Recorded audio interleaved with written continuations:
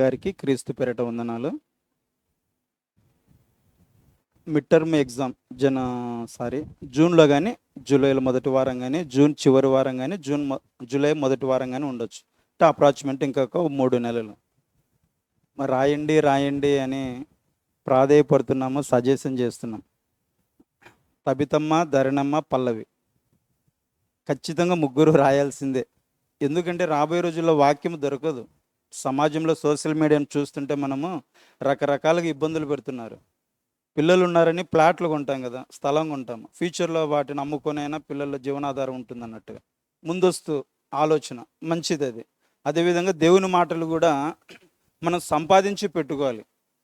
మనము ఎంబీటీహెచ్ అయిపోయింది అనుకో, అపవాది కాదు కదా, ఎవడు మనల్ని కదిలించలేడు. ఎందుకంటే బైబిల్ దగ్గర దగ్గర 70-80% మనకు అర్థమైపోతుంది.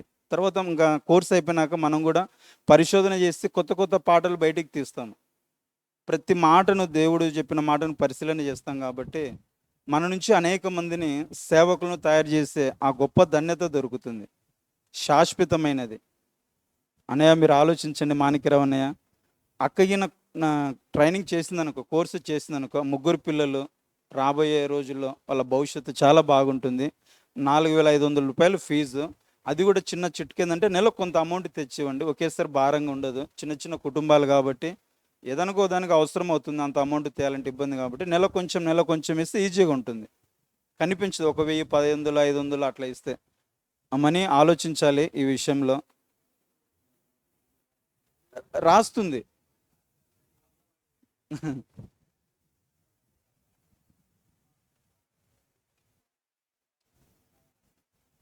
ఎందుకంటే ఇంట్లో డాక్టర్ ఉంటే కుటుంబానికి అంత ధైర్యం కదన్నా.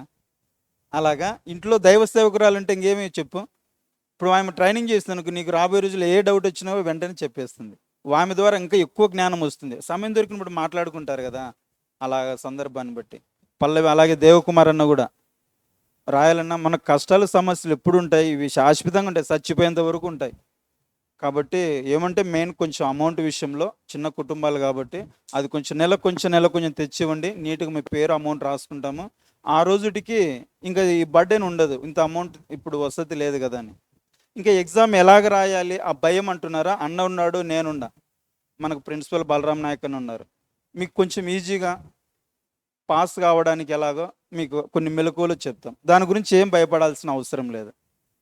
నేను కూడా ఉంటాను కాబట్టి ఆ రోజు ఎగ్జామ్ రాస్తాడు. మీకు కొంచెం ధైర్యంగా అన్న వాళ్ళు దేవుని చిత్తం అయితే లాస్ట్ టైం నాకు ఒక్కరికి వచ్చారు, ప్రొద్దుటూరి కారు వేసుకుని అంత ఖర్చు పెట్టుకుని వస్తారు, మనకు తోడు వస్తారు, ఎగ్జామ్ రాయడానికి చెప్తారు, ఏమి ఇబ్బంది లేదు. మనం ఎన్నో దానికి సాహసం చేస్తుంటాము, దేవుని పనులు కూడా సాహసం చేద్దాం. ఒక ఇల్లు కొనాలంటే 10 లక్షలు 20 లక్షలు అంటే సాహసం చేస్తాం, లోన్ పెట్టి అప్పు చేసి. కాబట్టి దేవుని పని కూడా ధైర్యం చేసి ఒక అడుగు ముందుకేద్దాం. కాబట్టి ఆలోచించండి, మీకోసం ప్రార్థన చేస్తాం. ధరణమ్మ, పల్లవి, తబిత ఈ 3 ఖచ్చితంగా రాయాల్సిందే. ఎందుకంటే మళ్ళీ అవకాశం రాదు. మనకు వయసు పెరిగిపోయి నాకు స్పెట్స్ వచ్చిన దగ్గర లెటర్స్ కనిపించడం లేదు. అంతే, రాంగ మన శరీరం సహకరించలేదనుకో ఈ బైబిల్ చదవలేము, దేవుని మాటలు వినలేము, బాధ అనిపిస్తుంది, వృధా చేసుకున్నాం అనిపిస్తుంది మన జీవితం అంతా. కాబట్టి ఇప్పుడే ఉన్న ఈ కొద్దిపాటి సమయంలోనే మనం దానికి తగ్గట్టుగా నడుచుకొని దేవుని జ్ఞానం ఎక్కువ నేర్చుకుని రానున్న దినాలలో అనేక మందికి దేవుని జ్ఞానాన్ని పంచుదాం, ప్రకటన చేద్దాం, దేవుని మాటలు ప్రచురణ చేద్దాం. మరి ఈ సమయంలో దేవుని మాటలు విందాము. మరి దేవుని మాటల కొరకు మన మధ్యలో ఉన్న గౌరవనీయులు దైవజనులు ప్రార్థన చేస్తారు. అందరూ తలలోంచి కళ్ళు మూసుకున్నట్లయితే ప్రార్థన చేసుకుందాం. మహాపరిశుద్ధుడు అయిన దేవ, జీవాధిపతి అయిన తండ్రి, మీకు స్తోత్రములు. అతి కొద్ది మందిగా ఉన్న మీ పిల్లలమైన మేము, మీ సంఘం తండ్రి, ఎక్కడ అధైర్యపడక ధైర్యం కలిగి మీరున్నారన్న విశ్వాసముతో, నమ్మకముతో, ఓర్పుతో, సహనముతో సమస్తమును ఎదుర్కొని మీకోసం నమ్మకంగా బ్రతికే భాగ్యాన్ని ప్రసాదించండి తండ్రి. మీ పిల్లలు ఎగ్జామ్ రాయటకు సిద్ధపడుచుండగా మనోధైర్యాన్ని ప్రసాదించండి. ఆటంకపరుస్తున్న పిరికితనపు ఆత్మను తొలగించి మీ బిడ్డలకు మీ సంపూర్ణ సహాయ సహకారాలు అందించమని కోరుకుంటున్నాం. మరి సమయంలో మీ వాక్యాన్ని వినబోచున్న మమ్మల్ని అందరినీ, మా హృదయాలను మీరు తాకండి, బలపరచండి. మీ మాటలు అందిస్తున్న మీ కుమారుడు రమేష్ని జ్ఞాపకం చేసుకునండి. పరిశుద్ధాత్మ సహాయం అనుగ్రహించండి. భవిష్యత్తులో ఇంకా ఉన్నతంగా మీ మాటలు ప్రకటించగలిగే జ్ఞానాన్ని, జ్ఞాపక శక్తిని, వాక్శక్తిని ప్రసాదించమని క్రీస్తు నామాన్ని ప్రార్థన అడిగి వేడుకొనుచున్నాము తండ్రి. ఆమెన్. ప్రార్థన చేసిన అయ్య గారికి క్రీస్తు పేరట వందనాలు. మరి ఈ సమయంలో దేవుని మాటలు విందాము. మరి ఒక సంవత్సరం పాటు కుటుంబాన్ని విడిచి దూరంగా ఉండి మన మధ్యలో సహోదరుడు రమేష్ ఎంబీటీహెచ్ కంప్లీట్ చేసి వచ్చాడు, గ్రాడ్యుయేషన్ మాస్టర్. మరి ఈ సమయంలో ప్రేమతో మనం అందరం చప్పట్లు కొడుతూ రమేష్ను వాక్యం కొరకు ఆహ్వానించుకుందాం.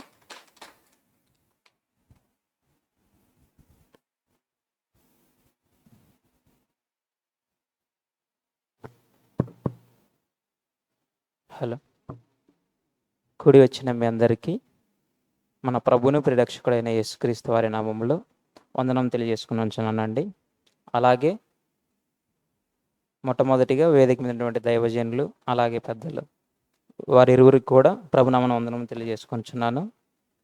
ప్రియమైన దేవుని వారలారా, ఇక ఆలస్యం చేయకుండా మనందరం ప్రాముఖ్యమైన సమయంలోనికి వచ్చి ఉన్నాము గనుక ఒక వచనాన్ని చూసుకొని ముందుకు వెళ్దాం. యెషయా గ్రంథము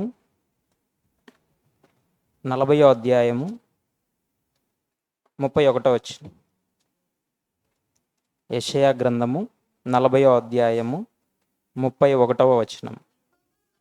యెహోవా కొరకు ఎదురు చూచువారు నూతన బలము పొందుదురు.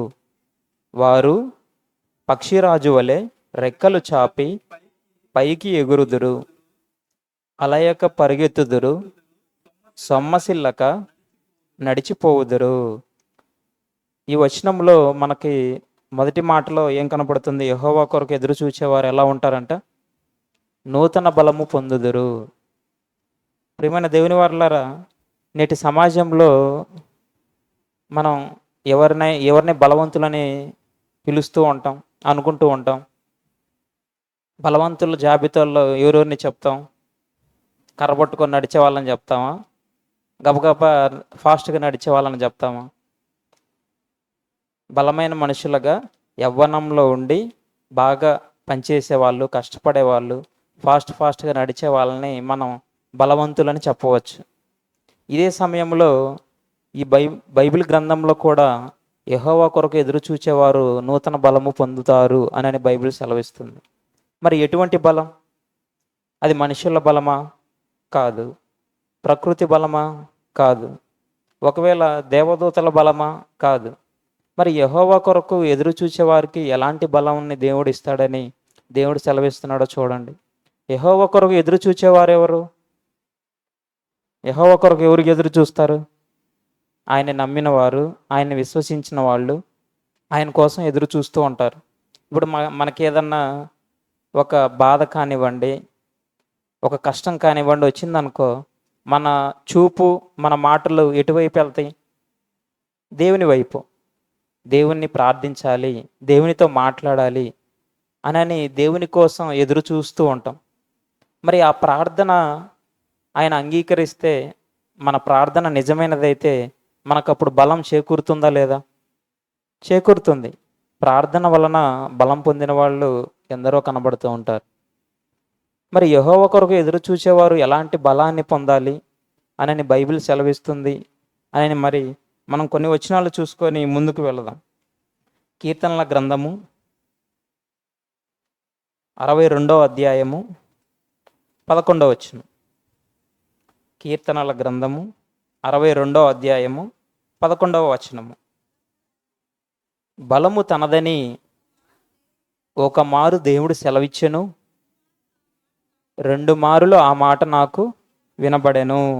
ఇది దావీదు గారు రాసిన కీర్తన. ఇక్కడ దావీదు గారు ఏం సెలవిస్తున్నారు? బలము తనదని ఒక మారు దేవుడు సెలవిచ్చెను. దేవుడు మనందరికీ మంచి ఆరోగ్యము, మంచి ఆయుష్నిచ్చాడు. మరి దేవుడిచ్చిన బలాన్ని అందరూ వినియోగిస్తున్నారా దేవుని పనిలో? ఆలోచించండి. నేడు సమాజంలో బలాన్ని ఎన్నో విధాలుగా ప్రదర్శించాలని మనిషి ప్రయాసపడుతూ ఉంటాడు. బలం గురించి మనిషి ఎక్కడెక్కడ ఆలోచిస్తాడంటే ఒక పోటీ దగ్గర. ఇక్కడ బండలు తిరగేసిన వాళ్ళు ఎంతమంది ఉన్నారు ఒకప్పుడు? బండలు తిరగేసిన వాళ్ళు మామూలుగా బండ పైకి ఎత్తుకుని భుజం మీద నుంచి వేస్తారు కదా, ఎంతమంది ఉన్నారు ఇక్కడ? చాలామంది ఉండి ఉంటారు, చాలా తక్కువ మంది. మరి ఆ బలాన్ని దేవుడు ఇచ్చాడని మొట్టమొదటిగా మనం గ్రహించాలి. చాలామంది దేవుడిచ్చిన బలాన్ని వివిధ రకాలుగా వాడుతూ ఉంటారు. దేవుడిచ్చిన బలాన్ని వివిధ రకాలుగా వాళ్ళ సొంత ప్రయోజనాల కోసం వాడుతూ ఉంటారు. మరి ఆ బలాన్ని ఇచ్చిన దేవుడిని ఎప్పుడైనా గుర్తించారా? గుర్తించలేదు. దేవుడు వాళ్ళకి ఇచ్చిన బలం వాళ్ళు వాళ్ళ సొంత పనుల కోసం వాడుకుంటూ ఉన్నారు. కొంతమంది గిన్నీస్ రికార్డు కొట్టాలని గిన్నీస్ బుక్లోకి ఎక్కాలని ఎక్కువ బరువులు మోయడం. ఒక వ్యక్తి అయితే గిన్నీస్ బుక్లోకి ఎక్కాలని విమానాన్ని లాగాడండి. విమానాన్ని తన నడుముకు కట్టుకోనో ఇక్కడ నోటి దగ్గర కట్టుకొని మొత్తానికి విమానాన్ని లాగి గిన్నీస్ రికార్డు కొట్టాడు. ఇలా ఆయన దేవుడిచ్చిన బలాన్ని ఆయనకి ఎలా వినియోగించాలో అర్థం కాలేదు. అలా ప్రతి ఒక్కళ్ళు వాళ్ళ బలాన్ని వాళ్ళ సొంత పనుల కోసం వాడుకుంటూ ఉన్నారు. ఇక్కడ దావీదు గారు బలము తనదని ఒక మారు దేవుడు సెలవిచ్చెను అని అంటున్నాడు. మరి దేవుడిచ్చిన బలం ఎందుకోసం? ఆయన పని చేయడం కోసం. ఆయన పని ఏంటి? మనం ఎన్నోసార్లు చదువుకుంటూ ఉంటాం. ఎఫెసీయులకు రాసిన పత్రిక 2వ అధ్యాయం 10వ వచనంలో. ఎఫెసీయులకు రాసిన పత్రిక 2వ అధ్యాయము 10వ వచనం. మరియు వాటి యందు మనం నడుచుకొనవలెనని దేవుడు ముందుగా సిద్ధపరిచిన సత్క్రియలు చేయుటకై మనం క్రీస్తు యేసునందు సృష్టింపబడిన వారమై ఆయన చేసిన పని అయి ఉన్నాము. దేవుడు మనల్ని ఎందుకు చేశాడంట? ఆయన పని నిమిత్తం. ఆయన పని నిమిత్తమే మనందరము నిర్మించబడ్డాం. మరి అటువంటి బలాన్ని దేవుడు మనకిచ్చినప్పుడు మనం ఎలా ఉండాలి దేవునిలో? ప్రారంభంలో పాత నిబంధనలో మనకు కొందరు భక్తులు కనబడుతూ ఉంటారు. దేవుడు వారికి ఇచ్చిన బలాన్ని వాళ్ళు ఎందుకోసం వినియోగించారో మనం చూడగలిగితే యెహోషువ గ్రంథం 14వ అధ్యాయము 6వ వచనం. యెహోషువ గ్రంథం 14వ అధ్యాయము 6వ వచనం. క్షమించండి, అంతేనండి, 14వ అధ్యాయం 6వ వచనం. యూదా వంశస్థులు గిల్గాలులో యెహోషువ యొద్దకు రాగా కెనేజీయుడగు యెఫున్నె కుమారుడైన కాలేబు అతనితో ఇలాగు మనవి చేశాను. కాదేషు బర్నయాలో దైవజనుడైన మోషేతో యెహోవా నిన్ను గూర్చియు చెప్పిన మాట నీ వెరుగుదువు. దేశమును వేగుచూచుటకు యెహోవా సేవకుడైన మోషే కాదేషు బర్నయాలో నుండి నన్ను పంపినప్పుడు నేను 40 ఏండ్ల వాడను. ఎవరికిని భయపడక నేను చూచినది చూచినట్టే అతనికి వర్తమానము తెచ్చితిని. ఒక దేశాన్ని వేగులు చూడడానికి ఎవరెవరు వెళ్ళారండి? కాలేబు, యెహోషువ. వీరు వేగుల వారిని అక్కడ ఊరు చూచిన తరువాత వారు ఎటువంటి వర్తమానాన్ని తెచ్చారు? మంచి వర్తమానం తెచ్చారు. ఆడ చూచినది చూచినట్టు చెప్పారు. దేవుడు తమ వెనక ఉన్నాడని వాళ్ళని గ్రహించారు గనుకనే వారి బలాన్ని మనం ఇంకొంచెం ముందు 11వ వచనంలో చూడగలిగితే, మోషే నన్ను పంపిన నాడు నాకెంత బలమో నేటి వరకు నాకంత బలము. యుద్ధము చేయుటకు గాని వచ్చుచు పోవుచుండుటకు గాని నాకెప్పటి అట్లు బలము ఉన్నది. అలాగే 10వ వచనంలోని 2వ మాట చూడగలిగితే, అరణ్యములో నడిచిన ఈ 45 ఏండ్లు ఆయన నన్ను సజీవునిగా కాపాడి ఉన్నాడు. ఇదిగో నేనిప్పుడు 80 ఏండ్ల వాడను. మోషే గారికి దేవుడు మాట్లాడినప్పుడు ఆయనకి 40 నుంచి 45 సంవత్సరాల వయసులో దేవుడు ఆయన్ని ఎన్నుకున్నాడు. ఆ తరువాత అరణ్య ప్రయాణం కొనసాగించి అలా 85 సంవత్సరాలు వచ్చేసరికి కాలేబు, యెహోషువ వీళ్ళు కూడా దేవుని పనిలో వారికి ఉన్న బలాన్ని వాళ్ళు ఉపయోగిస్తూ అరణ్య ప్రయాణాన్ని కొనసాగిస్తూ అలా కానాను దేశానికి చేరుకున్నారు. మోషే గారికి వయసు ఎక్కువైనా ఆయన ఎముకలలో సత్తువ తగ్గలేదు అని మన మాట మనం చూస్తున్నాం. మోషే గారికి అంత బలం ఎక్కడి నుంచి వచ్చింది? దేవుడు ఇచ్చాడు. దేవుని కోసం అరణ్య ప్రయాణాలు కొనసాగిస్తూ ఇశ్రాయేలీయులు ఆయన ఎంత హింసించినా, ఆయన మీద ఎటువంటి మాటలనినా ఆయన ఓర్చుకొని సాత్వికుడు గలవాడై ఉన్నాడు గనుకనే దేవుడు ఆయనకి ముసలి వయసు వచ్చినప్పటికీ మంచి బలాన్ని చేకూర్చాడు.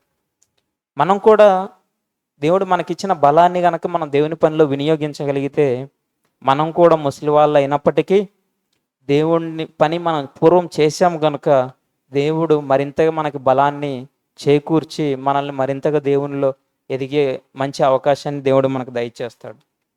అలాగే మరొక వచనాన్ని చదువుకుందాం. ఎఫెసీయులకు రాసిన పత్రిక 6వ అధ్యాయం 10వ వచనం. ఎఫెసీయులకు రాసిన పత్రిక 6వ అధ్యాయము 10వ వచనం. ప్రభు యొక్క మహాశక్తిని బట్టి ఆయన యందు బలవంతులై ఉండుడి. 11వ వచనం.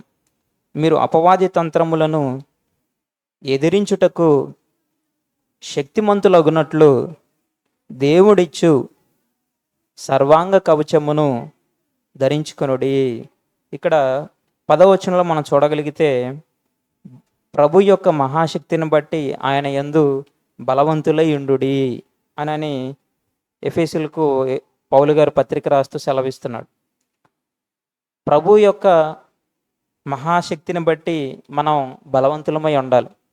మనం ఎక్కడన్నా కృంగిపోయినా, ఎవరన్నా సూటిపోటి మాటలనినా మనం వెంటనే యేసుక్రీస్తు వారిని గుర్తు చేసుకోవాలి. యేసుక్రీస్తు వారు ఏ తప్పు చేయనప్పటికీ అక్కడ ఉన్న బంట్రోతులు కానివ్వండి, సైనికులు కానివ్వండి, ఆయన ఎన్నో మాటలు అన్నారు. ముఖం మీద ఉమ్ము వేశారు, కొరడాలతో కొట్టారు. అయినప్పటికీ ఆయన నోరు తెరిచారా? నోరు తెరవకుండా మౌనముగా ఉంటూ వారిని ప్రేమించాడు.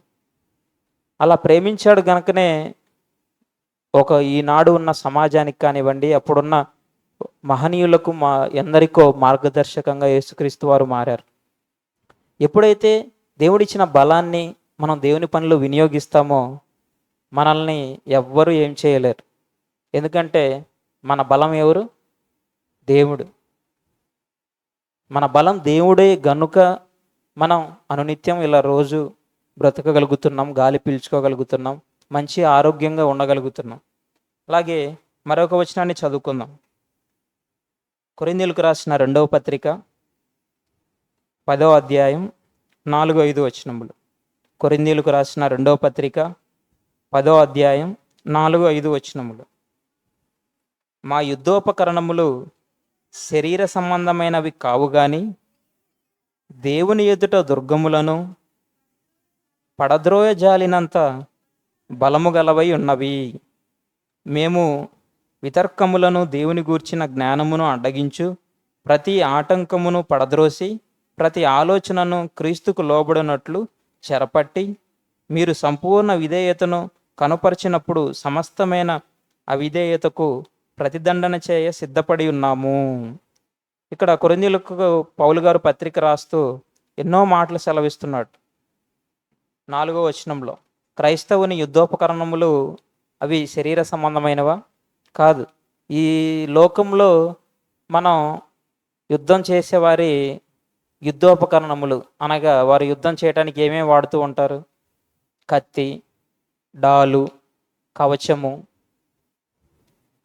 ఈట, బాణాలు ఇలాంటివి వాడుతూ ఉంటారు.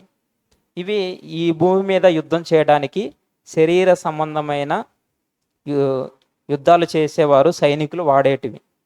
కానీ క్రైస్తవునికి కూడా కొన్ని యుద్ధోపకరణాలు ఉన్నాయంట. ఆ యుద్ధోపకరణములు ఏంటి? ఎన్నోసార్లు మనం చదువుకున్నా ఉన్నాం. మామూలుగా సండే స్కూల్ పిల్లలకు కూడా క్రైస్తవుని యుద్ధోపకరణములు అని, విశ్వాసం అను డాలు అని, ఇలా ఎన్నో బైబిల్లో యుద్ధోపకరణములు క్రైస్తవునికి ఏవేవి అవసరమో బైబిల్ సెలవిస్తుంది.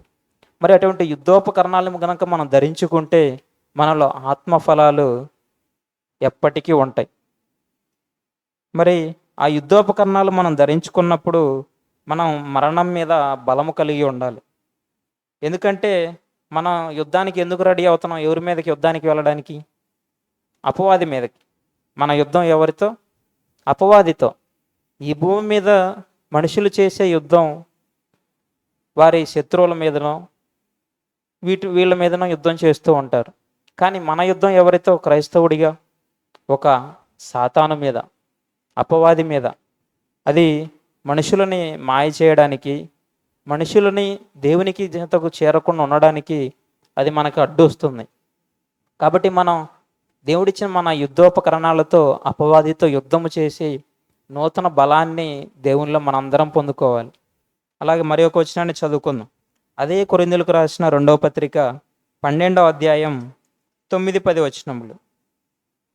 12వ అధ్యాయం 9-10 వచనములు. అందుకు నా కృప నీకు చాలును, బలహీనత యందు నా శక్తి సంపూర్ణమగుచున్నది ఆయన నాతో చెప్పెను. కాగా క్రీస్తు శక్తి నా మీద నిలిచియుండు నిమిత్తము విశేషముగా నా బలహీనత యందే బహు సంతోషముగా అతిశయపడుదును. ఇక్కడ 2వ మాటలో పౌలు గారు సెలవిస్తూ, కాగా క్రీస్తు శక్తి నా మీద నిలిచియుండు నిమిత్తము. దేవుని శక్తి ఎవరి మీదైతే నిలిచి ఉంటుందో వాళ్ళు ఎలా ఉంటారు? వాళ్ళ బలహీనతల్లో కూడా బలం కలిగి ఉంటారు. కొంతమంది నేటి సమాజంలో మన బలహీనతను చూసి ఎంతోమంది ఆట ఆడుకుంటూ ఉంటారు. ఇదిగో వీడికి పలానా బలహీనత ఉంది, ఆ బలహీనతతో దెబ్బ కొడదాం అని ఆలోచిస్తూ ఉంటారు. ఎక్కడైతే మనం బలహీనంగా ఉంటామో అక్కడే దుష్టుడు మన మీద దాడి చేసి మనల్ని ఇంకా బలహీనులుగా చేయడానికి అవకాశం ఉండేది. అందుకే పౌలు గారు ఒకానొక సందర్భంలో నేను ఎక్కడ బలహీనుడనో అక్కడ బలవంతుడను అని పౌలు గారు సెలవిస్తూ ఉన్నారు.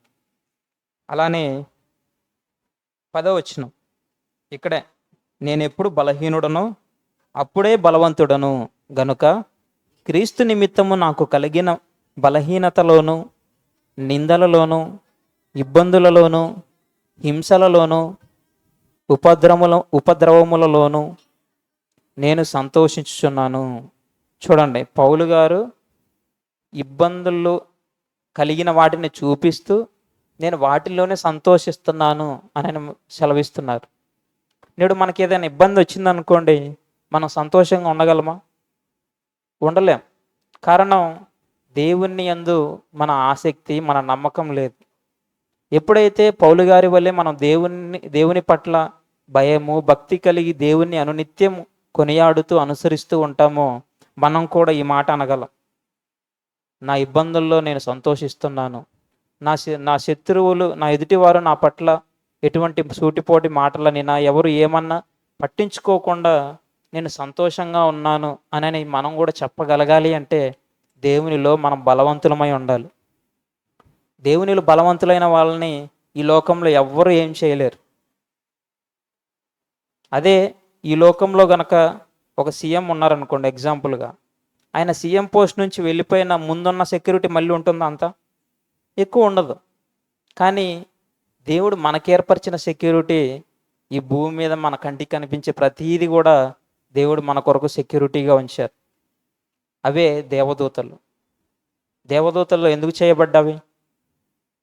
హెబ్రీయులకు రాసిన పత్రికలో మనం చదువుతూ ఉంటాం. హెబ్రీయులకు రాసిన పత్రిక 1వ అధ్యాయం 14వ వచనంలో చివరి వచనంలో ఉంటుంది. హెబ్రీయులకు రాసిన పత్రిక 1వ అధ్యాయం చివరి వచనం, వీరందరూ రక్షణ అయిన స్వాస్థ్యము పొందబో వారికి పరిచారము చేయుటకై పంపబడిన సేవకులైన ఆత్మలు కారా. దేవదూతలు ఎవరండి? మనకు సేవ చేయడానికి దేవుడు వారిని ఏర్పరిచాడు. మరి బలవంతులమై ఉన్న మనము వాటికంటే బలహీనులుగా మారిపోయే స్థితికి వెళ్తున్నాం. దేవుని కుమారుణ్ణి అని మనం పేరు పెట్టుకొని దేవుని మాటలు వినక మన దుష్టుడు, మన శత్రువు అయిన అపవాదితో చేతులు కలిపేసుకొని దేవునికి దూరం అయిపోయి నరకాగ్నికి వెళ్ళిపోతున్నారు చాలామంది. ఎప్పుడైతే దేవునికి దూరం అయిపోయి నరకానికి వెళ్ళిపోయామనుకోండి, అప్పుడు భూమి మీద మనం బలవంతులమా బలహీనులమా? బలహీనులం. ఎప్పుడైతే భూమి మీద ఉన్న ప్రతి మనిషి బలహీనుడను అని అనుకుంటాడో అప్పుడే అపవాది నిన్ను మింగివేస్తుంది. అపవాది మింగివేసింది అనుకోండి, ఇంకా మన చివరి గమ్యం ఏమైపోతుంది?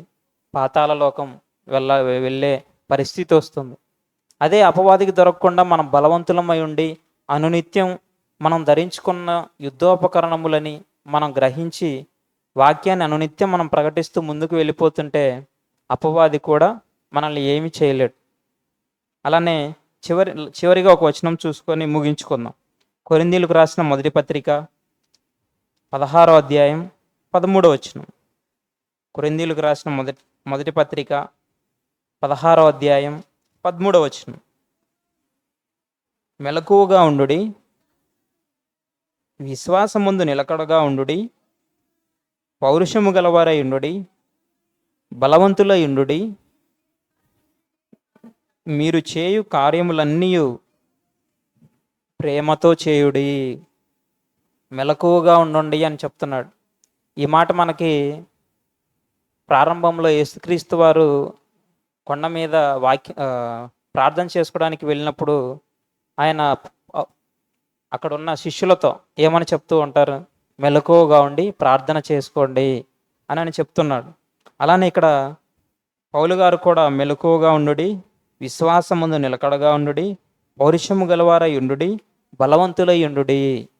ఇవన్నీ మనం విశ్వాసమందు నిలకడగా ఉండి పౌరుషం గలవారిగా మనందరం ఉండి చివరికి మనం బలవంతులుగా ఉండగలిగితే నువ్వు ఎటువంటి యుద్ధానికి ముందుకు వెళ్తున్నావో ఇక్కడే మనం ఇవన్నీ ధరించుకుంటే మనకు అర్థమవుతుంది.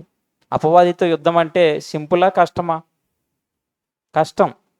ఎందుకంటే మన కంటికి ఈ సమాజంలో ఈ లోకంలో మన కంటికి కనిపించే ప్రతిదీ చెడుగా కనపడుతుందా లేదా?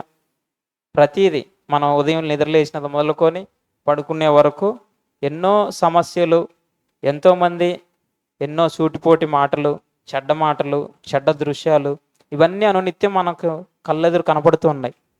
వాటన్నిటిని మనం వాటి జోలికి వెళ్లకుండా మన శరీరాన్ని మనం అదుపులో ఉంచుకొని ఉంటున్నామంటే అది దేవుని యందు బలము కలిగిన వాళ్ళకి అది మంచిగా ఉంటుంది. అదే దేవుని యందు భయం లేకుండా, భక్తి లేకుండా బలహీనులుగా ఉన్నాం అనుకోండి, మనం కూడా వాళ్ళ జాబితాలో కలిసిపోతాం. మరి లోకుల జాబితాలో మనం కలవకూడదు అనుకుంటే క్రైస్తవుడిగా మనం యుద్ధోపకరణములు ధరించుకున్నామని గ్రహించి అనునిత్యం బలవంతులమై ఉండాలని నన్ను నేను హెచ్చరించుకుంటూ మిమ్మల్ని హెచ్చరిస్తూ ఈ నా కొద్ది మాటలు ముగిస్తున్నాను. కళ్ళు మూసుకునండి, ప్రార్థన చేసుకుందాం. మమ్మల్ని మిక్కిలిగా ప్రేమించిన మా ప్రియ పరలోక తండ్రి, మీ కొందనములు తండ్రి, ఈ రాత్రికాల సమయమున ఇంత మంచి అవకాశాన్ని దయచేశారు. అందుని బట్టి కృతజ్ఞతలు. విన్న మాటలు నిష్ప్రయోజనము కాకుండా మేమందరము మా హృదయములో వాక్యమును భద్రపరుచుకొని ఈ వాక్యము ద్వారా అనేక ఆత్మను రక్షించాలని మేమందరం ప్రణాళిక కలిగి ఉన్నాము తండ్రి. అందరము బలవంతులమై ఉండి చివరి వరకు అపవాదితో పోరాడుతూ మీరున్న ఆ మహాలోకమైన పరలోకం చేరే భాగ్యాన్ని దయచేయండి. ఈ ప్రార్థన యేసుక్రీస్తు వారి పుణ్యనామమున అడిగి వేడుకొనుచున్నాము తండ్రి. ఆమేన్. అందరికీ వందనాలండి. అవకాశం ఇచ్చిన అధ్యక్షుల వారికి ప్రభునామమున వందనములు.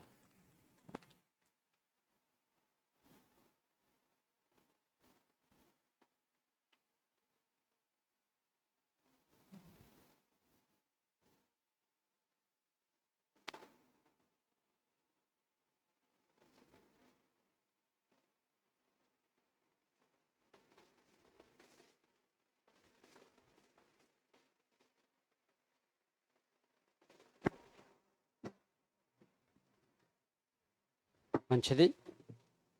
ప్రేమణ దేవుని వర్లారా, అందరూ తలలోంచి కళ్ళు మూసుకున్నట్లయితే ప్రార్థన చేసుకొని కొన్ని మాటలు విందాం. మహాపరిశుద్ధుడు అయిన దేవ, జీవాధిపతి అయిన తండ్రి, ఇప్పటి వరకు మీ మాటలు అందించిన మీ కుమారుణ్ణి ఇంకా బలపరచండి, దీవించండి, ఆశీర్వదించండి. ఇంకా భవిష్యత్తులో ఉన్నతంగా మీ మాటలు ప్రకటించినట్లు సహాయం చేయండి. మరి ఈ సమయంలో మరికొన్ని మాటలు మేము వినబోచుండగా మమ్మలను బలపరిచి మీ సన్నిధిలో మీ మాటలతో తృప్తిపరచమని, బలపరచమని క్రీస్తు నామాని ప్రార్థన అడిగి వేడుకొనుచున్నాము తండ్రి. ఆమెన్. చేరి వచ్చినటువంటి దేవుని ప్రజలైన మీ అందరికీ మన ప్రభువును రక్షకుడైనటువంటి యేసుక్రీస్తు వారి నామములో శుభములు, వందనాలు. ప్రేమ దేవుని వల్లరా, మరి ఇప్పటి వరకు కొన్ని సంగతులు మనం విన్నాం. మంచిగా చక్కగా దేవుని మాటలు అందించిన కుమారుడు రమేష్కి ఒకసారి అందరు చప్పట్లు కొట్టి అభినందించండి. ప్రేమ దేవుని వల్లరా, మనుషుల బలము ఎంతకాలం ఉంటుంది? పుట్టిన బిడ్డకి బలం ఉంటుందా? ఒకరి మీద ఆధారపడి బ్రతకాలి. తల్లి మీద, ప్రారంభంలో తల్లి మీద ఆధారపడి తల్లి పాలతో బ్రతకాలి, బలాన్ని చేకూర్చుకోవాలి.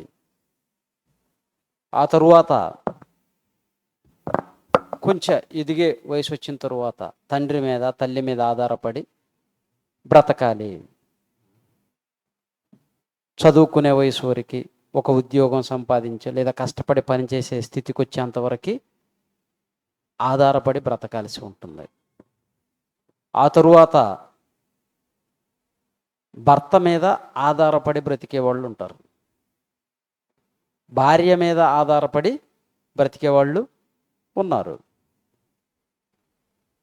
ఇంకా అనేక రంగాలలో వ్యాపారవేత్తలు కానివ్వండి, వ్యవసాయదారులు కానివ్వండి, ఏదో ఒకటి ఆధారంగా చేసుకునే బ్రతకాలి. వ్యాపారంలో లాభ నష్టాలు ఉంటాయి, వ్యవసాయంలో లాభ నష్టాలు ఉంటాయి. ఈ జీవితంలో ఎన్నో సమస్యలు, ఎన్నో ఇబ్బందులు ఎదుర్కొంటూ ఉంటారు. నాకు ఇంతవరకు ఏ సమస్య రాలేదండి, ఏ ఇబ్బంది రాలేదండి అన్నవాళ్ళు ఉంటే చేయొద్దండి.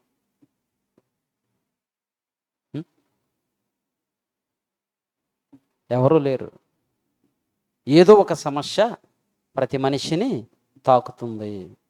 ఏదో ఒక సమయంలో, ఏదో ఒక సందర్భంలో కృంగిపోతారు, కష్టపడతారు, ప్రయాసపడతారు. పసితనంలో తల్లి మీద ఆధారపడిన జీవితం, బాల్యంలో తల్లిదండ్రుల మీద ఆధారపడిన జీవితం, ఆ తరువాత భార్య మీద, భర్త మీద, అత్తమామల మీద ఆధారపడ్డ జీవితం. కొంతమందికి 30-40 సంవత్సరాలు వచ్చిన తల్లిదండ్రుల మీదే ఆధారపడి బ్రతుకుతూ ఉంటారు. ఉన్నారా లేరా? ఉన్నారు. ఏ పని చేయకుండా తాగుతూ తిరుగుతూ, గొడవలు అల్లర్లు, రోడ్ల మీద తిరుగుతూ ఇలా ఇబ్బంది చేస్తూ ఉండేవాళ్ళు కూడా ఉన్నారు. ప్రేమ దేవుని వాళ్ళారా, ఈరోజు ఒక కుటుంబాన్ని కలవటానికి వెళ్ళాను. వాళ్ళ కొడుకు సుమారు 30 సంవత్సరాల వయసు. అతను ఫోన్ నెంబర్ గత 3 నెలల క్రితమో 4 నెలల క్రితమో నాకు ఇచ్చాడు. ఇచ్చినప్పుడు నేను ఈరోజు ఫోన్ చేసినప్పుడు వాళ్ళ అమ్మ ఫోన్ ఎత్తింది. ఫోన్ ఎత్తి, అయ్యా ఎవరయ్యా మీరు అంది. ఇట్లా పలానా పులివెందులమ్మ మాది, ఏసేపు నా పేరు అని అంటే, చెప్పండి అయ్యా దేనికోసం చేశారంటే, మీ బాబు ఇంతకుముందు నెంబర్ ఇచ్చాడమ్మా, అందుకని చేసాను అన్నాను. ఏడిసింది ఒకసారి. ఏమ్మా ఏడుస్తున్నారు ఎందుకంటే, వాడు లేడయ్యా, మమ్మల్ని విడిచిపెట్టి వెళ్ళిపోయాడు.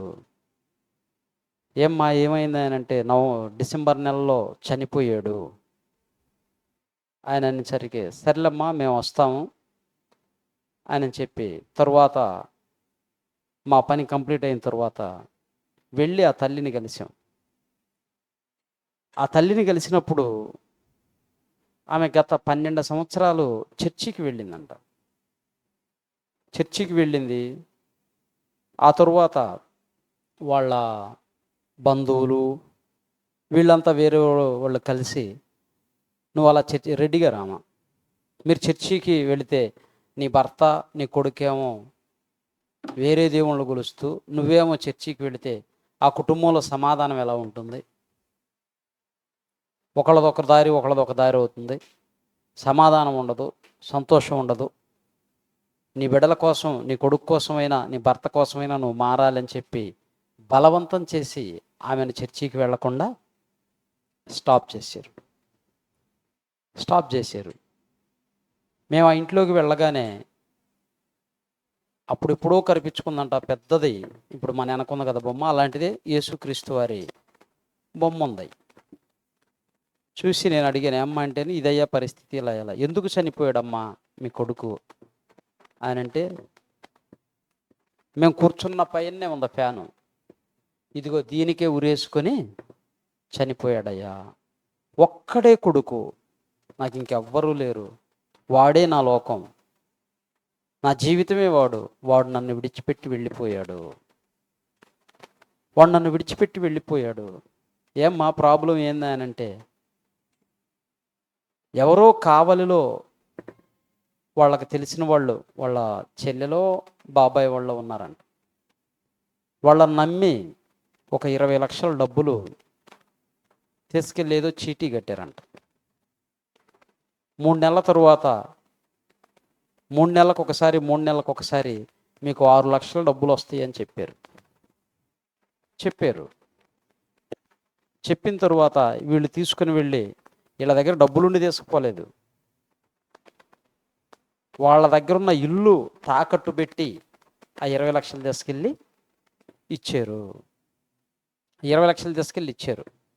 3 నెలల తరువాత మరలా డబ్బులు వస్తాయి కదా 6 లక్షలు అని చెప్పి వెళితే, అప్పుడే ఆ చీటీ పాట వేస్తున్న వ్యక్తి అందరికీ ఏమంటారు దాన్ని, ఐపీ పెట్టి కట్టిన వాళ్ళందరికీ బీపీ తెచ్చాడు.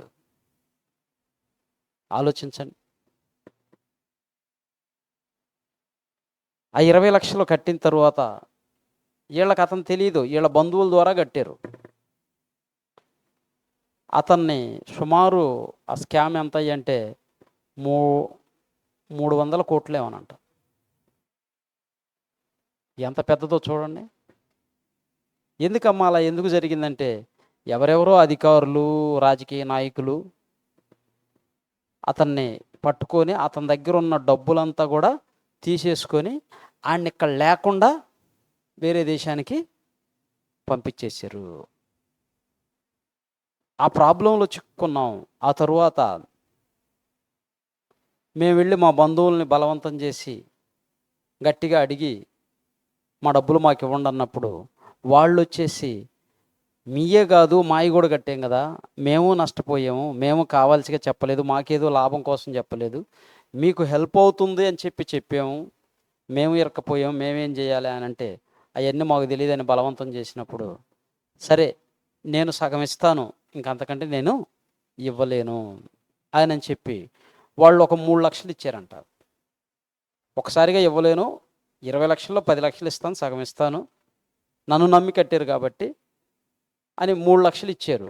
ఆ 3 లక్షలు తీసుకొని వచ్చి ఈ 20 లక్షలు అప్పు తీర్చడానికి, ఇప్పుడు ఈ సెల్లుల్లో ఏదో గేమ్లు వచ్చినాయి కదా, ఏమంటారు దాన్ని, ప్యాకాట్ అంటారా, ప్యాకాటేనా, చాలా ఉండయా, ఏదో ఆన్లైన్ గేమ్స్ ఆడి ఆ 3 లక్షలు పోయింది. మరలా కొద్ది రోజులకి మరలా 2 లక్షలు ఇచ్చారు వాళ్ళు. ఆ 2 లక్షలు కూడా తీసుకొచ్చి మరలా దీనిలోనే పెట్టాడు. పెళ్లి కాలేదు, 30 సంవత్సరాల వయసు. 5 లక్షలు పోయింది. ఇప్పుడు అమ్మా నాన్నకి ఏం చెప్పాలి? అక్కడ చూస్తే 20 లక్షలు పోయినాయి, పోనీ 5 లక్షలు వచ్చినాయి, ఇవన్న అప్పు కడదామని అనుకుంటే అప్పు కట్టడానికి ఇవి కూడా లేవు. ఏం చేయాలని ఏమీ దరితోయక భయపడిపోయి వాళ్ళ అమ్మని తీసుకెళ్ళి వేరే గుడి దగ్గర వదిలిపెట్టి, ఆ రోజు ఏదో పండగ ఏదో సందర్భం, గుడికి వెళ్ళి వద్దామయ్యా అని చెప్పి అమ్మ అంటే, సరే పొదవాళ్ళమ్మ అన్నాడు. రెడీ అయిన తరువాత మళ్ళీ నేను రానులేమ్మా, నాకేం బాగోలేదు మనసు, నువ్వు వెళ్ళా అని అంటే, సరే నన్ను బస్ స్టాండ్కి అడుగులంటే బస్ స్టాండ్ కాడికి వెళ్ళి బస్సు ఎక్కిస్తే బస్సు లేదు. ఇక తీసుకెళ్ళి గుడి దగ్గర వదిలిపెట్టి చెప్పాడంట, అమ్మా మళ్ళా నువ్వు ఎంతసేపటికి వస్తావు అని అడిగితే, ఏందయ్యా అని అంటే, ఊరికి అడుగుతున్నాలమ్మా అన్నాడు. ఇంక నేను ఇంటికి వచ్చి చేసేది ఏముంది, సాయంత్రం వరకు అక్కడ ఉండి చూసుకొని సాయంత్రానికి వస్తానులే అయ్యా అంది. వచ్చాడు, ఇంటికి వచ్చి తలుపులు వేసుకున్నాడు, ఫ్యాన్ కూరేసుకొని చనిపోయాడు. ఆమె సాయంత్రం వచ్చి తలుపు కొడుతుంటే తీయటం లేదు. ఒకవేళ బాగా నిద్రపోతా లేవలేదేమోలే అని చెప్పి మరలా ఇటువైపు సందులో నుంచి ఇంకొక డోర్ ఉంది, ఆ డోర్ కూడా చూపించింది మాకు. ఆ డోర్కి ఒక సందు ఉంది, ఆ సందులో నుంచి లోపలికి చూస్తే కుమారుడు ఏలబడి ఉన్నాడు. ఇక రోడ్డు మీదకి వచ్చి పెద్ద పెద్దగా అరిసి గోల చేస్తే అందరూ వచ్చి ఆ తలుపులు పగలగొట్టి తీస్తే అప్పటికే లేడు, చనిపోయి ఉన్నాడు. ఎంత ప్రమాదం చూడండి. ఇప్పటికి 4 నెలలు ఆ తల్లి కోలుకోలేదు. నేను ఎందుకయ్యా బ్రతికేది, ఎందుకు బ్రతికుండాను అనుకుంటున్నాను, రోజు చనిపోవాలనిపిస్తుంది నాకు. భర్త కూడా నన్ను నువ్వే కొడుకును చంపేవని చెప్పి నన్ను నిందిస్తున్నాడు, పట్టించుకోవటం లేదు. వాళ్ళ మరిది ఉన్నాడంట ఇంట్లో, వాళ్ళిద్దరి కోసం ఏమో అన్నం వండితే అది తినటం లేదంట. వీళ్ళు ఏం వండటం, తీసుకుని వెళ్ళి రోజు ఆ బ్రిడ్జి కింద పడేసి రావటం. ఇంకా నా బ్రతుకెందుకు, నాకెవరున్నారు, కట్టుకున్న భర్త అర్థం చేసుకోలేదు, కడుపును పుట్టిన బిడ్డ పోయాడు, నేను ఎందుకోసం బ్రతకాలి, ఎవరి కోసం బ్రతకాలి, నేను చచ్చిపోతాను అంటుంది. ఆలోచించండి ప్రేమణ దేవుని వర్లరా, ఇలాంటి పరిస్థితులు ఎన్నో ఉన్నాయి. ఎందుకు ఈ ప్రభుత్వాలు, ఈ గవర్నమెంటు ఇలాంటి భయంకరమైనటువంటి గేములు ఆన్లైన్లో లేకుండా చేయలేకపోతుంది? ఈ పులివెందుల గ్రామంలోనే ఎంతోమంది చనిపోయారు వాటి వల్లనే. ఎంతోమంది చనిపోయారు. ఈ చుట్టుపక్కల పల్లెల్లో ఉండేవాళ్ళు, యురేనియం ఫ్యాక్టరీలో డ్యూటీ చేసేవాళ్ళు చాలామంది బలైపోయారు. చాలా కుటుంబాలు బలైపోయినాయి. కోట్ల రూపాయలు నష్టపోయిన వాళ్ళు ఉన్నారు.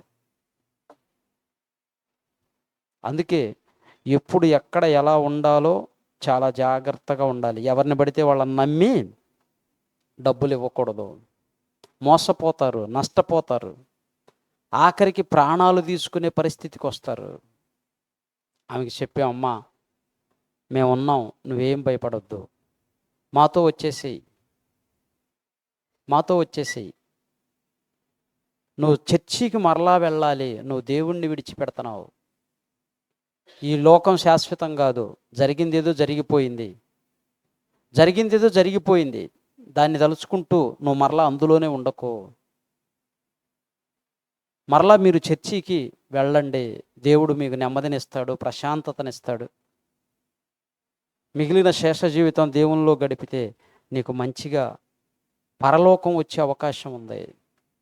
ఈ శ్రమలు కొద్ది కాలమే ఉంటాయి. భయంకరమైన నరకానికి వెళితే అవి శాశ్వతంగా ఉండేవి అన్నప్పుడు, నా కొడుకే నరకానికి పోయాడు కదయ్యా, నేను కూడా ఆడకే పోతాను అని అంటుంది.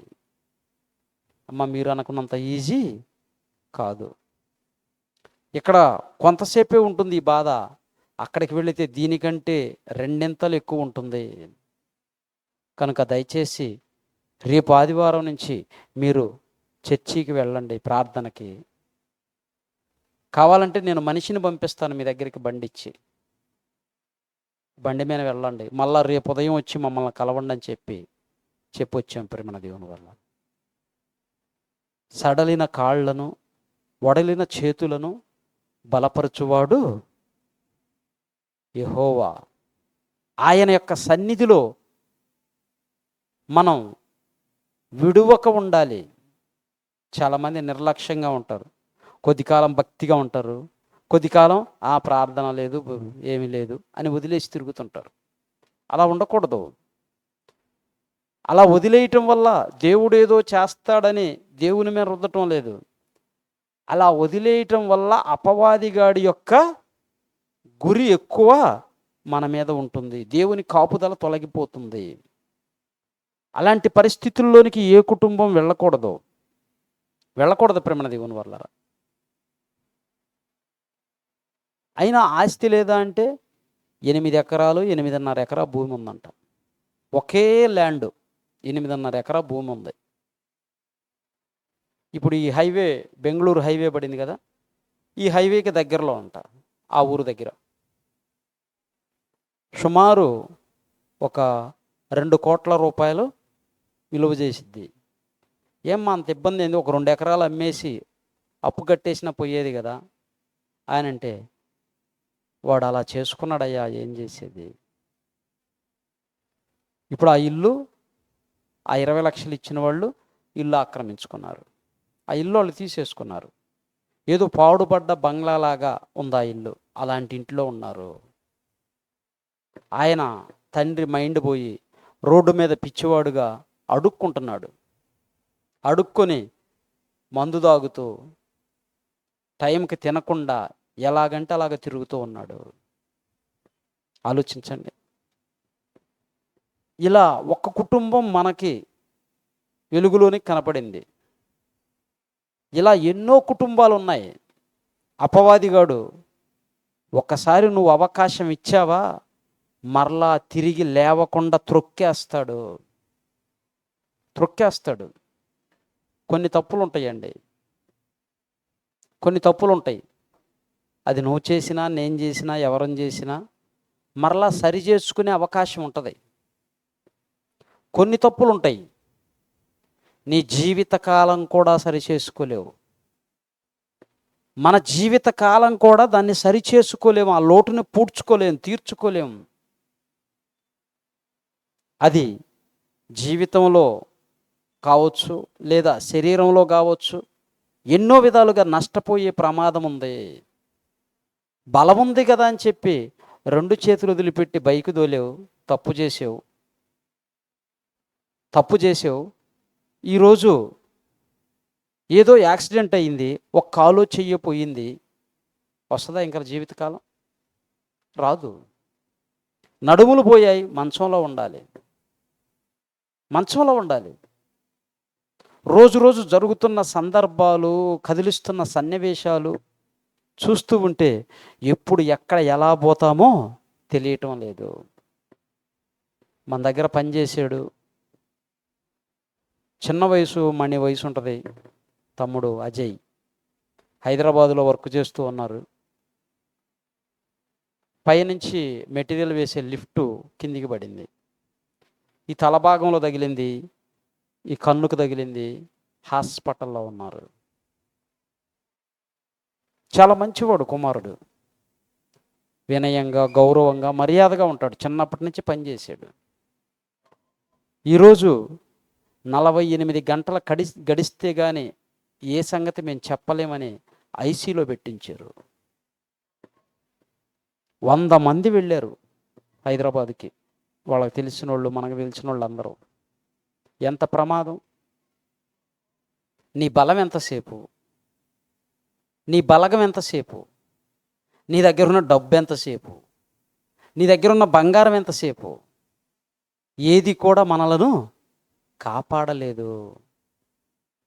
మనకి ఏ బలం ఉండాలి, ఏ యొక్క ధైర్యం ఉండాలి అంటే భక్తుడు చెప్తున్నాడు. చూడండి, నిర్గమాకాండం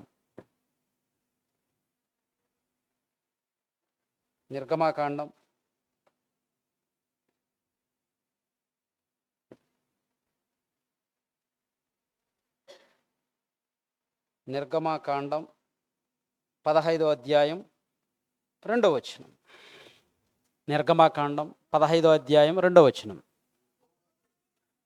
యెహోవాయే నా బలము, నా గానము. ఎవరంట ఆయన బలము? మోషే గారి బలం యెహోవా. ఆయన వెనక ఎంతమంది ఉన్నారు? ఈ పులివెందుల పట్టణంలో ఉన్న ప్రజల కంటే ఎక్కువ ఉండరు. పులివెందుల పట్టణంలో ఎంతమంది ఉంటారు అయ్యా? అంతమంది ఆడుంటారు. 3 లక్షలు 4 లక్షలు ఉండదు నాయన. నియోజకవర్గం అంతా కలిపితే ఎన్ని ఓట్లు? నియోజకవర్గం అంతా కలిపితే, చుట్టుపక్కల పల్లెలు ఇవన్నీ కలిపితే ఆ? ఆలోచించండి. మరి మోషే వెనక ఉన్న జనాంగం ఎంతమంది? 6 లక్షల మంది. పెద్దవాళ్లే 6 లక్షల మంది. కాలు బలం కలిగిన వాళ్ళు, పెద్దవాళ్ళు అన్నట్టు, పిల్లలు కాకుండా పెద్దవాళ్ళు 6 లక్షల మంది ఉన్నారు. వాళ్ళని చూసి విర్రవీగాడా? ఇదంతా నా బలం అన్నాడా? అదే ఈరోజు ఒక ఎమ్మెల్యే వెనక 6 లక్షల మంది నిలబడ్డారు అనుకో, ఎలా ఉంటుంది? ఈయనకు అర్జెంటుగా మంత్రి పదవి ఇచ్చేయాలా? 6 లక్షల మెజార్టీ అంటే ఇంతవరకు ఎవరు గెలిచిన వాళ్ళు లేరు. ఎమ్మెల్యే పోస్ట్కి, ఎంపీ పోస్ట్కి కూడా లేరేమో. మన జగన్ సారు 5,19,000తోనే ఏమో గెలిచాడు. ఎంతయ్యా? 8 లక్షల ఎంపీ పోస్ట్కి. ఎంపీకి. ఎమ్మెల్యేకి అంత రాదు. అన్ని ఓట్లు ఉండటమే కష్టం. ఆలోచించండి. 6 లక్షల మంది కాల్బలగం తన వెనక ఉన్న మహానాయకుడైన మోషే మాట్లాడుతున్న మాట, నా బలము యెహోవాయే. 9వ అధ్యాయం చూడండి, దేవుడు ఏమంటున్నాడు? 9వ అధ్యాయం 16వ వచనం. నా బలమును నీకు చూపునట్లు భూలోకమందంతటయు నా నామమును ప్రచురము చేయునట్లును ఇందుకే నేను నిన్ను నియమించుకున్నాను. ఇప్పుడు అర్థమైందా? మోషే వెనక ఉన్న బలం ఎవరిది? యెహోవాది, దేవునిది. అందుకే అంటున్నాడు, ఇది నా బలం కాదు. నా బలం ఎంతసేపు, నీ బలం ఎంతసేపు? ఈ నూనూగు మీసాలు, ఈ నున్నని చర్మము, ఈ అందమైన అపురూపమైన ఆకారం ఎంతసేపు? కొద్ది కాలమే. వయసు ఉడికే కొద్ది చర్మం ఉడికిపోతుంది. సమస్తము బలాన్ని కోల్పోతూ ఉంటాయి. బలం తగ్గిపోతూ ఉంటుంది. దూరంగా ఉన్నవి కనబడవు, చిన్నగా చెప్పినవి వినబడవు. ఇప్పుడు పట్టామని ఎముకలు బఠానీలు పగలగొరికే నువ్వు చప్పరించాల్సి వచ్చిన పరిస్థితి వస్తుంది. చప్పరించాలి. ఆ స్థితిలోనికి వెళతాం. ఈ బలం కాదు. ప్రేమణ దేవుని వర్లరా, మనిషి బలం ఎంతంటే యోబు గారు అంటున్నాడు. యోబు గ్రంథం 6వ అధ్యాయం 11వ వచనం, 12వ వచనం, 11, 12 వచనాలు. యోబు గ్రంథం 6వ అధ్యాయం 11, 12 వచనాలు. నా బలము ఏపాటిది, నేను కనిపెట్టుకొనుట ఎలా? నా అంతము, నా బలం ఏపాటిది, నేను ఎంతటి వాడను? ఆయన చిన్నవాడా? యోబు గారు ఏమైనా చిన్నవాడా? ఊజు దేశంలోనే అతి గొప్పవాడు. ఆయనంత ధనవంతుడు, ఆయన ఎంత ఆస్తి అంతస్తులు, ఆయన దగ్గర ఉన్న పనివారు, ఆయన దగ్గర ఉన్న పశు సంపద ఎవరి దగ్గర లేదు. అంత గొప్పవాడు ఆయన అంటున్నాడు, నా బలం ఏపాటిది. మనమేమనుకుంటాం? మనంతట మనగాళ్ళు లేడు అనుకుంటాం. నా బలము నేను విర్రవీగుతూ ఉంటారు. గొడవల కంటే కాలు దూవుతూ ఉంటారు కొంతమంది. కర్ర తీసుకొని పరిగెత్తుంటారు. ఎంతకాలం అయ్యా? ఎంతకాలం నీ బలం? ఆడవాళ్ళనైతే అసలు పట్టుకోలేము. నిన్న ఏదో ఒక వీడియో చూశాను. పొలంలో ఆదోని ఆ ప్రాంతంలో గొడవ జరుగుతుంది. ఒక 100-200 మంది దాకా ఉన్నారు. కర్రలు తీసుకొని వచ్చారు. మనిషిని తల మీద ఎక్కడంటే అక్కడ కొట్టేస్తున్నారు. కింద పడిపోతున్నారు, చచ్చిపోతున్నారు. అంతమంది జనం 2 వర్గాలుగా చీలిపోయి ఒక పొలం గట్టు దగ్గర గొడవ. ఎంతసేపు నీ బలం?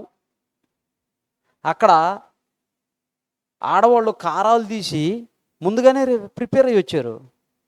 ఒళ్ళులో నుంచి కారాలు తీసి కళ్ళల్లో కొడుతున్నారు. అమ్మా, ఎంత భయంకరంగా తయారయ్యారో చూడండి. ఇక్కడ యోబు గారు అంటున్నాడు, నా బలం ఏ పాటిది, ఎంత మాత్రపు వాణ్ణు నేను, మన జీవితం ఏ పాటిది, ఏ పాటిది, ఎంతది, ఇంతలో కనబడి అంతలో మాయమైపోయే ఆవిరి వంటిది, ఆవిరి వంటిది. ఇప్పుడున్న ఈ బలం, ఇప్పుడున్న ఈ యొక్క బిగువ మరలా పర్మనెంట్గా ఉంటుందని గ్యారంటీ లేదు.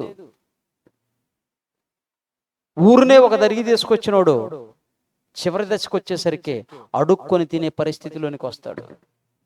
నెబుకద్నెజరు ప్రపంచాన్ని పరిపాలించినటువంటి మొట్టమొదటి సామ్రాజ్యపు చక్రవర్తి. తనను ఎదిరించిన వాడు లేడు. అలాంటి వాడే దేవుడు తలుచుకుంటే ఏమైపోయాడు? గడ్డి తిన్నాడు, దిక్కులేని వాడికి అయిపోయాడు, అడవుల్లోకి పారిపోయాడు, గోళ్ళు పెరిగి పక్షిరాజులాగా ఆకులు అలములు తిని బ్రతకవలసిన పరిస్థితి వచ్చింది. కనుక ప్రేమణ దేవుని వల్లరా, ఈ బలం శాశ్వతం కాదు. రమేష్ చిన్నపిల్లవాడప్పుడు నేను మా అత్తగారింటి దగ్గరికి వెళ్ళినప్పుడు అక్కడ ఆ ఊర్లో ఎక్కువ బండల పిచ్చి, బండలు బాగా తిరిగేసేవాళ్ళు, గుండ్రంగా ఉంటాయి, మొలచి ఆ బండకి కింద 2 హోల్స్ చేతులు పెట్టే ఇట్లా పట్టుకునేదానికి, బిగుకి 100 కేజీలు ఒకటి, 125 కేజీలు ఒకటి, 160 కేజీలు ఒకటి, 3 ఉండేవి. మేము ఉదయాన్నే 5 గంటలకు లేచి పెరుగన్నం బిర్రుగా తిని రోజు ప్రాక్టీస్ చేసేది వెళ్ళి ఆ బండలో. మా బావమరిది నేను, ఈయన కాదులేండి, ఇంటి దగ్గర ఉండే అబ్బురాం, ప్రాక్టీస్ చేసేవాళ్ళం. 100 కేజీల బండ 4-5 సార్లు తిరిగేసేవాళ్ళం. 2 చేతులు ఇలా పట్టుకొని చిన్నగా మోకాళ్ళ మీదకి తెచ్చుకొని భుజం మీదకి తెచ్చి నిలబెట్టుకోవాలి. మళ్ళా ఇంకా బలం ఉంటే భుజం మీద నుంచి లేపి 2 చేతులతో ఎత్తాలి, ఎనికి పడేయాలి. అలా లేపాం. ఎంతకాలం లేపుతాం? నేనన్నా 2 చేతులతో లేపేవాడిని, అతనైతే 1 చేత్తోనే లేపేవాడు. మా బావమర్తి అబ్రహాం గారు ఒంటి చేత్తో కింటా బండ 1 చేత్తోనే లేపేవాడు. ఎలా 1 చేతికి చిక్కుతుంది అంటే, మెడకిలా టవల్ వేసుకునేవాడు, కండవ టవల్ వేసుకొని ఆ టవల్ 2 చెంగులు ఇట్లా గట్టిగా పట్టుకొని కూర్చునేవాడు. కూర్చొని ఆ బండ కిందకి ఆ టవల్ను జరుపుకొని ఈ చేతి ఇలా పట్టుకొని 1 చేత్తోనే లేపి తిరగేసేవాడు నెక్కి. 120 కేజీలు తిరిగేసిన అతను ఉన్నాడు. ఇంకొక ఆయన చెన్నారెడ్డి అని ఉన్నాడు, 160 కేజీలు తిరిగేసాడు. ఆయన దోశలు తిన్నాడంటే, దోశలు ఆడ పోస్తానే ఉంటారు, దోశలు మనలాగా తుంచుకోడు, ముక్కలు ముక్కలుగా తీసుకోవటం, గిన్నెలో ఇట్ట అద్దుకోవటం, ఒకేసారి దోశ వెళ్ళిపోద్ది. 10 తింటాడో, 15 తింటాడో, 20 తింటాడో తెలియదు. వాళ్ళ భార్య చేసి పెట్టలేక వెళ్ళిపోయిందండి, వండి పెట్టలేక వెళ్ళిపోయింది. అట్ట తినేవాడు. శనగ ముద్దలు, బెల్లము, నూగుండ్లు, మినపుండ్లు తినేవాడు బిర్రుగా. అలా తిని ఆ బండం తిరిగేసాడు. ఇప్పటి వరకు కూడా ఇంకా ఎవరు లేపల దాన్ని. ఆయన లేడు, చనిపోయాడు. అంతా కొంతకాలం అయిపోయి 10 సంవత్సరాలు ఏమవుతుంది, లేడు. మీసాలు తిప్పి బలాన్ని చూసుకున్నాడు. మరి ఆ బలం ఎంతకాలం ఉంది? లేదు, వదిలేసాడు. నువ్వు ఎంత బలవంతుడువైనా, ఎంత ధనవంతుడువైనా, అందగాడివైనా, ఆటగాడివైనా, పాటగాడివైనా, ఎవరైనా సరే ఈ లోకాన్ని విడిచిపెట్టి వెళ్ళిపోవాలి. దేవుని బలం శాశ్వతంగా ఉండేది. ఎంత బలం గలదయ్యా అంటే చూడండి, హెబ్రీలకు రాసిన పత్రిక 4వ అధ్యాయం 12వ వచనం. చాలా సంగతులు ఉన్నాయి, ఇప్పుడు వరకు నేను అయ్యే చూసుకుంది చాలా సంగతులు ఉన్నాయి. హెబ్రీలకు రాసిన పత్రిక 4వ అధ్యాయం 12వ వచనం. ఎందుకనగా దేవుని వాక్యము సజీవమై బలము గలదై, 2 అంచులు గల ఎటువంటి ఖడ్గము కంటెను పదును గలదై, వాడిగలదై, ప్రాణాత్మలను, మూలుగులను, కేళ్లను, మూలుగను విభజించు మట్టుకు దూర్చు, హృదయము యొక్క తలంపులను, ఆలోచనలను పరిశోధించుచున్నది. ఆలోచించండి ప్రేమ దేవుడా, కీర్తనకారుడు అంటున్న మాట కూడా మనం చూస్తే కీర్తనల గ్రంథం 33వ అధ్యాయం 16వ వచనం. సైన్య బలం చేత గెలవదు. నా దగ్గర ఎక్కువ సైన్యం ఉంది, నా దగ్గర ఎక్కువ బలగాలు ఉన్నాయి, నా దగ్గర కత్తులు ఉన్నాయి, బాణాలు ఉన్నాయి, ఈటెలు ఉన్నాయి, వీటి బలం వలన నువ్వు గెలుస్తావు అనుకుంటే కాదు. అక్కడ ఏమంటున్నాడు? ఏ రాజ్యము ఏ రాజును సేనా బలము చేత రక్షింపబడడు, ఏ వీరుడును అధిక బలము చేత తప్పించుకొనలేడు. మనం అక్కడ ఫ్లెక్సీలో రాసాం, రాజులకైనా సేనాధిపతులకైనా ఎవరికైనా ఎవరి బలం ఉండాలి? ప్రజలను కాపాడి రక్షించాలంటే దేవుని బలం ఉండాలి, దేవుని యొక్క సన్నిధిలో ఉండాలి. భక్తుడు అదే అంటున్నాడు, సేన బలం వలన కాదు. అవతల గిడ్యోను ఎంతమందితో వచ్చాడు? 300 మందితో వచ్చాడు.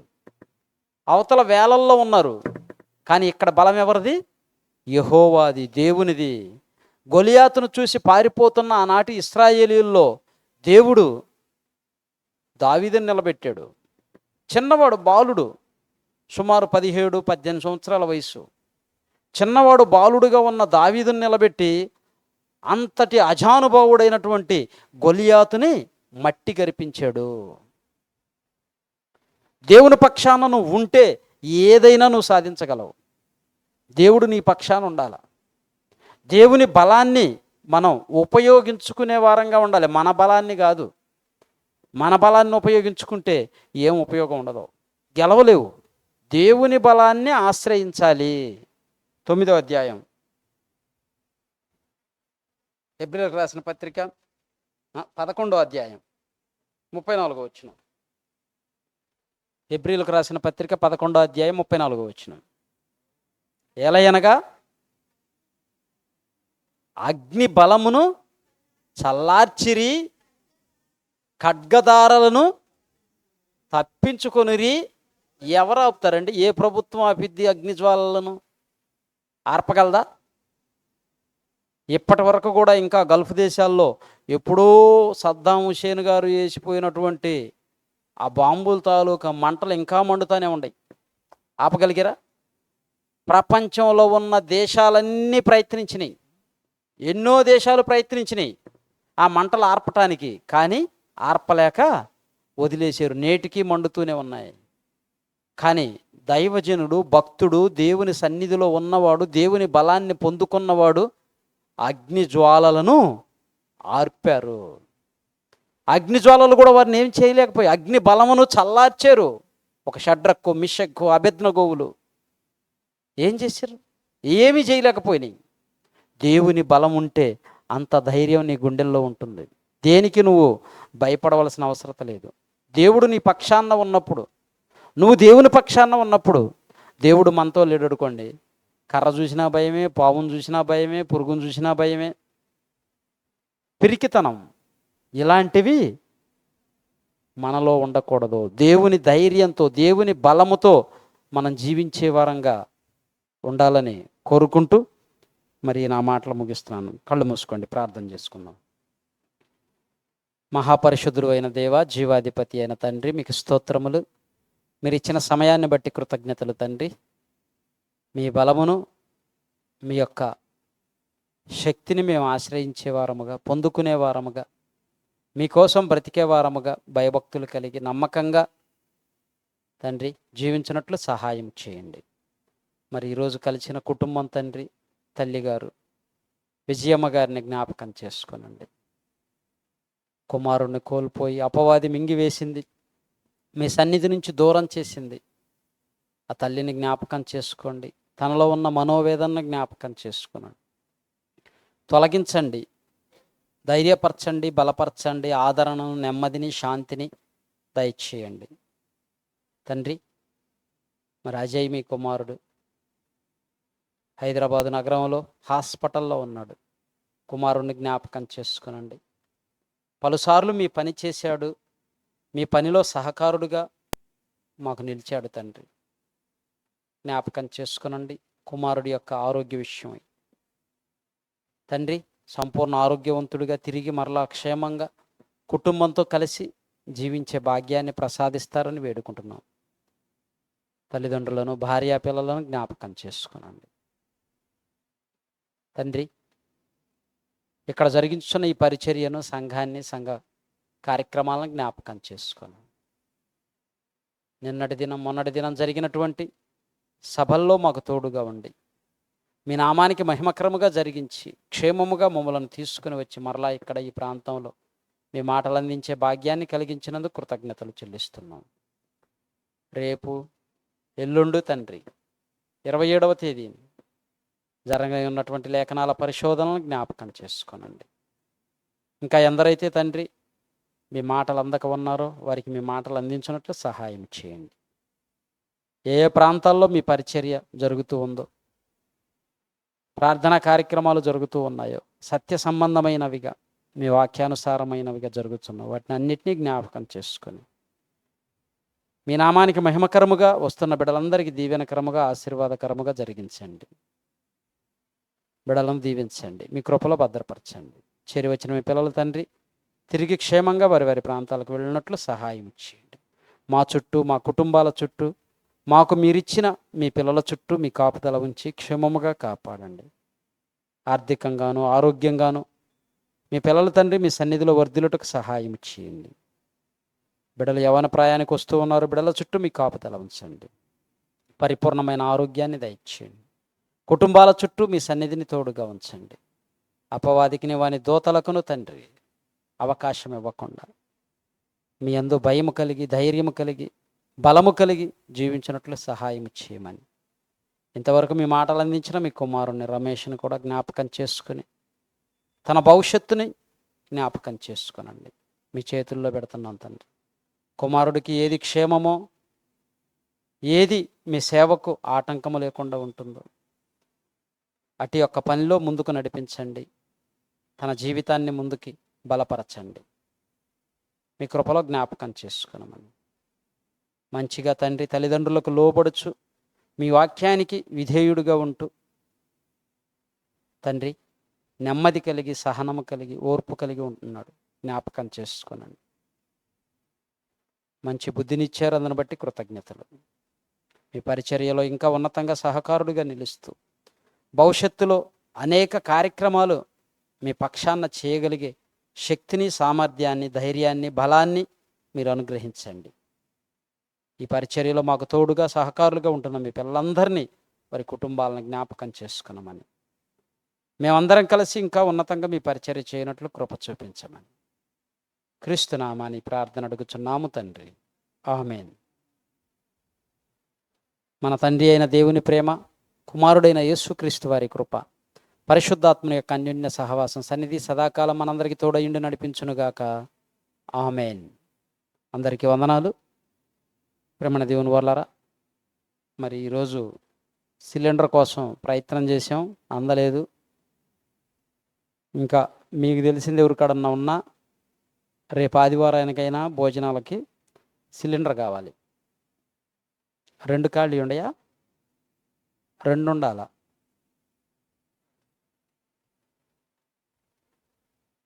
ఒకటి వాళ్ళు తీసుకెళ్ళారు. మన రేమ్టీ 2 లేవా? ఒకటేనుంది.